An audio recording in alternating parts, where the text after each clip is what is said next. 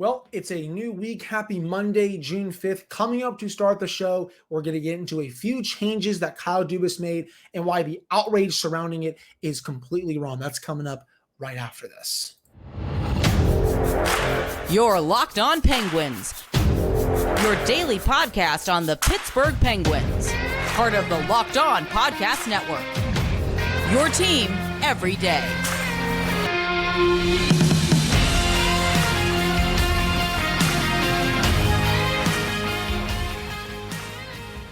Hello and welcome back to another episode of the Locked On Penguins podcast. I am your host, Hunter Hodes. Remember to follow me on Twitter at Hunter Hodes. Follow the show's Twitter at Penguins. And of course, thank you all so much for making this your first listen of the day. We are free and available on all platforms. So let's jump right into it. I'll say this. I was offline for a good chunk of this week and I went back home.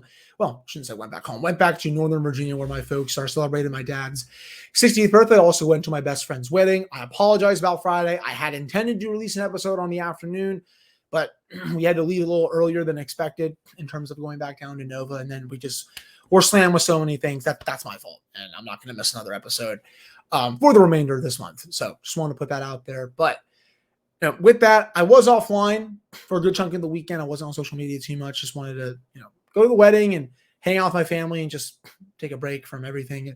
But when I was online, I was seeing some very weird outrage when it comes to Kyle Dubas making some staff changes within the Penguins organization. If you missed it, this came out a few days ago. Kyle Dubas, it was first reported by Josh Yohe and Rob Rossi of The Athletic. It was Yohe's article, but Rossi contributed to it.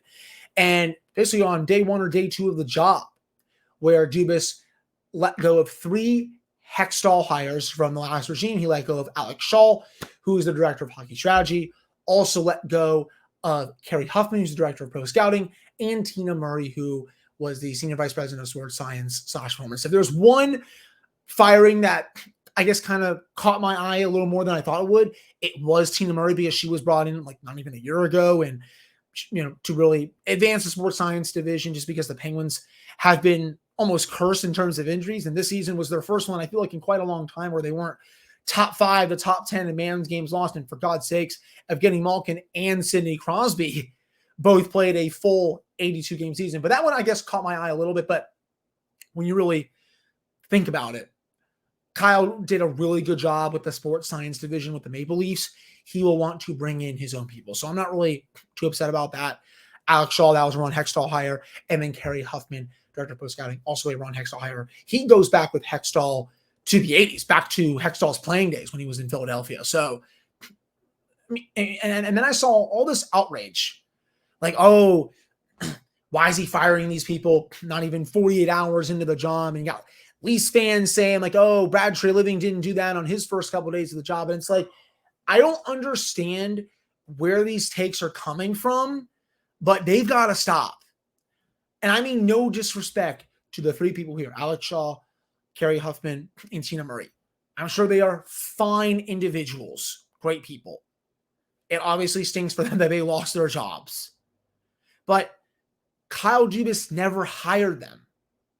So, of course, he's going to cut, it sounds harsh, of course he's going to cut bait with them at some point. Obviously, it happened a bit earlier than some expected it to, but he didn't hire these people. He has a good sports science division in Toronto.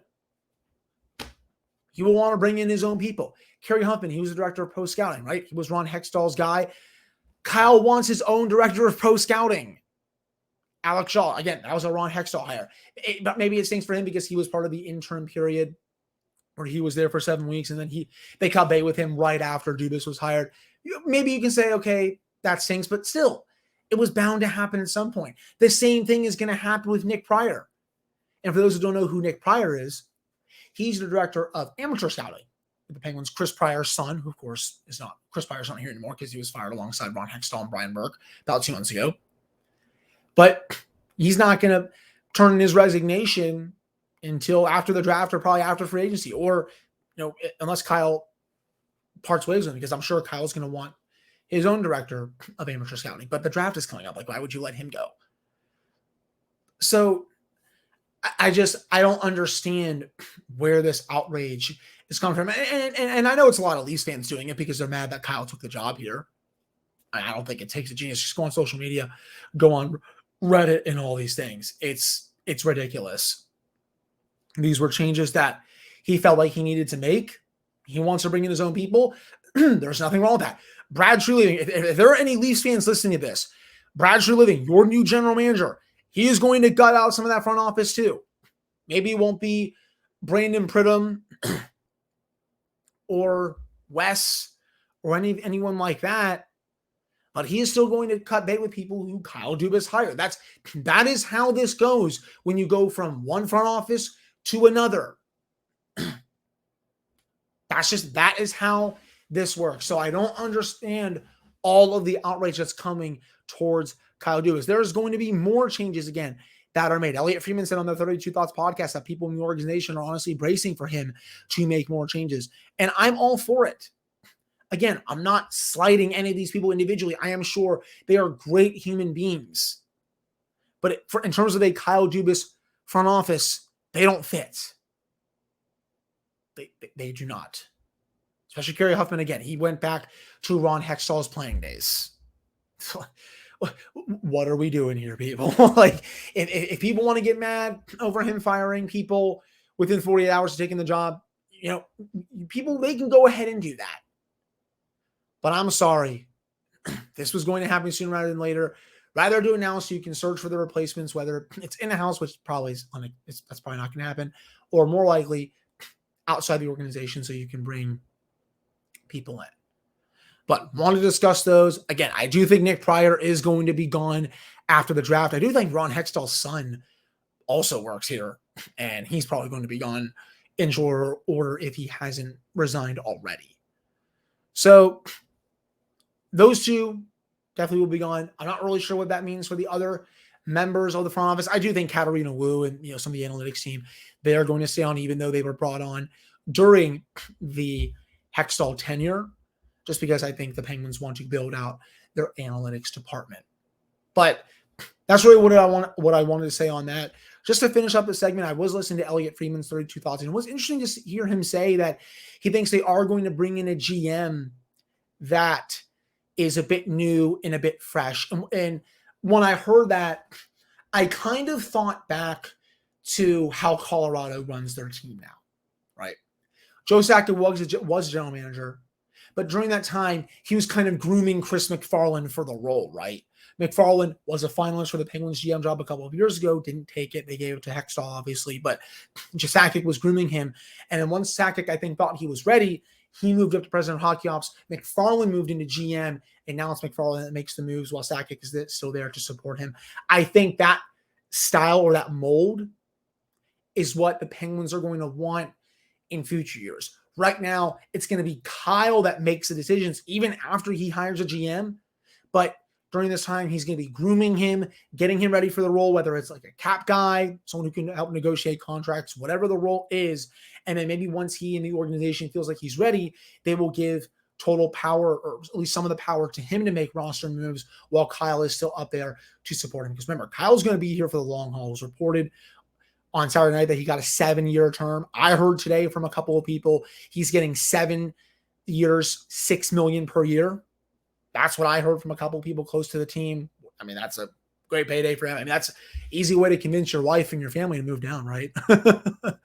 But that was, I guess, the first original thought that came to my head when it comes to that was, a style like Colorado where it's Sakic at the top, MacFarland.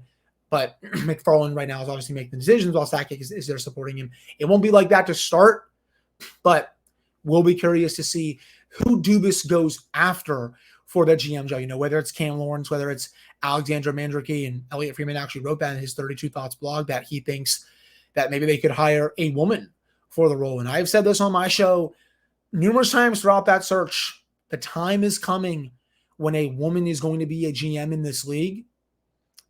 People can either accept that or they can't, even though it's coming. I can tell you that right now. And I think there's plenty of qualified women out there who are ready to be GMs in this league. Mandrycky is one of them. So that could be an option for the Penguins, or, again, maybe Cam Lawrence, Sam Ventura, a couple other young people that they interviewed during the process. We'll be curious to see when it comes to that. But Dubas, in the process of making his own changes, bringing in his own people. I also expect Jason Spezza to come in some capacity. Let me know your thoughts on Dubas making those staff changes. Do you agree with the timing, or do you think he should have waited a little bit in terms of that? Let me know down in the comments. You can also send me a DM and all that. But coming up in the second segment, we're going to get into why there is no rivalry with Toronto, even though the Toronto media and their fans sure like to think that there is. So that's coming up right after this commercial break. But before we get to that, for a championship team, it's all about making sure every player is a perfect fit. It's the same when it comes to your vehicle. Every part needs to fit just right. So the next time you need parts and accessories, head to eBay Motors. With eBay Guaranteed Fit, you can be sure every part you need fits right the first time around. Just add your ride to My Garage and look for the green check to know the part will fit, or you will get your money back. Because just like in sports, confidence is the name of the game. When you shop on eBay Motors, with over 122 million parts to choose from, you'll be back in the game in no time. After all, it's easy to bring in home a win when the right parts are guaranteed. Get the right parts, the right fit, and the right price on ebaymotors.com. And that's right, eBay Guaranteed Fit, only available to U.S. customers. Eligible items only. Exclusions apply. All right, we're back in this episode of the Locked On Penguins podcast. I am your host, Hunter Hodes. Remember to follow me on Twitter at Hunter Hodes. Follow this show's Twitter at @Hunter Penguins. And of course, thank you all so much for making this your first listen / watch of the day. We are free and available on all platforms. So, even though, again, I was not online for much of this weekend, I still keep seeing this weird stuff from the Toronto media. If any Leafs fans are listening to this podcast or watching it, one, hello, by the way, I'm Hunter, but that's a little weird, whatever. The biggest thing I can say, though, is this. There is no rivalry with the Toronto Maple Leafs. There just isn't. I'm sorry. I'm sure Dubas maybe took this job to try to say, it's an FU to Toronto, say like, oh, you want to fire me? I'm going to prove you wrong. Okay. I mean, that's just him being competitive. But in terms of play on the ice, nothing is going to change. I'm sorry. Like, you really think Sidney Crosby and Austin Matthews are about to line up across from each other and being like, oh, yeah, man, you stink, blah, blah, blah, this, blah, blah, blah, blah. No. Even if they play in a playoff series, I mean, I'm sure you're going to see the Toronto media go after Dubas and all this stuff, but there's no rivalry there. They play each other 3 times a season, if that. And if you're looking for rivalries from the Atlantic Division, I would put Boston way ahead of them. I would put the Lightning way ahead of them. Like, what are we doing here? I would probably honestly say Buffalo's a bigger rival because Buffalo's closer to Pittsburgh. So there is no rivalry. I keep seeing this. I saw James Merle wrote something in The Athletic this weekend.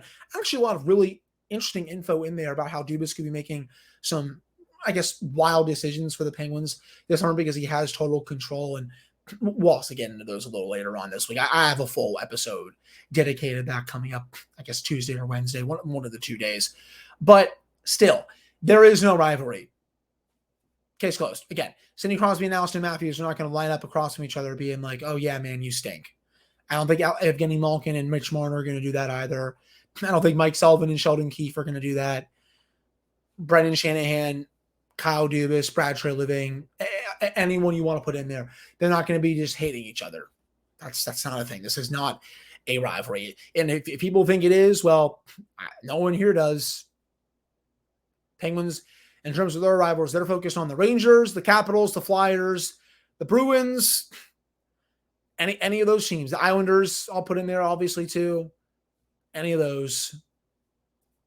Columbus, but that's also honestly a big brother, little brother thing. There is no rivalry with the Maple Leafs. I don't care that Kyle Dubas might talk some trash to Leafs fans from the press box when he makes his first visit to Toronto since he got fired next season. He's going to do it. Is that going to make a rivalry? No. Even if by some divine miracle that the two teams have a couple of fights during a couple of the games, is that going to make for a rivalry? No. I mean, we've seen Penguin players get into fights with players from West Coast teams. Does that make that a rivalry? No. So I'm sorry to the Toronto media and to the Toronto fans. There's no bad blood in this city. Everyone here is focused on the task at hand, which is Dubas getting this team back to the playoffs next season and getting this team back to being a Stanley Cup contender. That is what everyone here is focused on. No one is focused on him getting revenge on the Leafs, even though maybe that's on Dubas's mind. The fans here and the media here are not worried about that. They want to all make sure, they want to all see if he can get this team back to the playoffs, just because there's a lot of work to be done. Ron Hextall left a complete mess for him to clean up and be inevitable general manager that he hires. So I had to make that point clear for this segment. We can keep going down the list if you want. I mean, is it a decent drive from here? Sure. It's like, what, 5 hours? Whatever. But again, these two teams have never had animosity towards each other. So there's a rivalry. It's coming from up there. It's not coming from down here. I thought I would make that point very clear for this second segment. So that wraps up this second one. A little bit of a shorter one, but I just had to speak my mind on it because I had just been seeing it way too much as of late. Coming up to end the show, we're going to get into some Alex DeBrincat trade talk, whether or not he will be a good fit with the Penguins. All of that coming up right after this commercial. We're back here in this episode of the Locked On Penguins podcast. I am your host, Hunter Hodes. Remember to follow me on Twitter at Hunter Hodes. Follow the show's Twitter at Locked On Penguins. And of course, thank you all so much for making this your first listen of the day. We are free and available on all platforms. So DeBrincat this season, well, I shouldn't actually start with that. I should start with the report that we saw today from Elliotte Friedman, which is that the Senators are starting to do some due diligence in regards to trade talks because they're not close on a contract extension with DeBrincat. Remember, he is an RFA, 1 year away from unrestricted free agency, has a qualifying offer of $9 million. So you can kind of understand why Ottawa is a bit hesitant right now, because they do not want to give him that qualifying offer, especially because if he takes it, which, I mean, a lot of players don't take qualifying offers. I think DeBrincat could be wise to do this one because it's just a 1 year deal. He'd be getting $9 million. There are, worse things to do than that. But they're still not close on a long-term extension. And Elliotte Friedman today said that they have begun to do some due diligence in regards to potentially trading him. DeBrincat spent this past season with the Senators. It was his first season with them. 27 goals, 66 points in 82 games. That was a little bit of a down year for him. The previous year had 41 goals, 78 points in 82 games. That's the second time he scored 40-plus goals in his career. First time since 2018 and 2019. If you look at his player cards, projected wins above replacement right now in the 92nd percentile, even strength offense, 74th percentile, power play, 91st percentile. Very good at finishing. Only 7% of his peers are better than him in that. Penalties, only 3% of his peers draw penalties at a higher rate than him. Goals per 60, 70%. Primary assists per 60, 61%. But I will say, while I would be in favor of trading for DeBrincat, some of his numbers have gone down in recent years. What I mean by that is, if you look at his wins above replacement percentile rank, in 2021, 2022, it was at almost 100%. Right now, it's projected to be 92% for next season. But this past season, it dipped well below 75%. It dipped to about 60%, 65% for this season. If you look at his offense of capability, it was about 75%, a little over 75% for 2020, 2021. Last season, it was about 80%. This past season, his offense went down to 50%. Half of his peers were better at driving offense than he was. Defensively, if you look at that, really good in last season, about 70 percentile. This past season, it's at about well below 25 percentile. Right now, it's projected to be in the 18th percentile for next season. He is not a good defensive player. His finishing also went down to only 50%. It was at once 100% in terms of his peers just 2 seasons ago. Now it's been cut in half. That's kind of a bad trend. And he's 25, so obviously that can go up, but still that's not a trend that I'm looking for. I think with that, the price would have to be right for Kyle Dubas to go after DeBrincat. Again, I would be in favor of it, but I'm also just giving you all the stats to say that, hey, he's not the same player right now as he was a season or two ago, where he was really driving offense at an elite level. He didn't drive offense as much as he did last season than he did here. So again, that's a little bit concerning. His defensive play also went down a cliff a little bit. In terms of what I would give up to get him, I think Brian Rust would have to go back, but the tricky part with that is you have to get him to waive his no move clause. And is he going to really waive to go to the Ottawa Senators? Probably not, right? I do not think he would go to Ottawa. Even though Ottawa is set up to be a bit of a better team next season, I don't think he would waive to go there after spending all the seasons here. Maybe I'm wrong, but I just don't see it right now.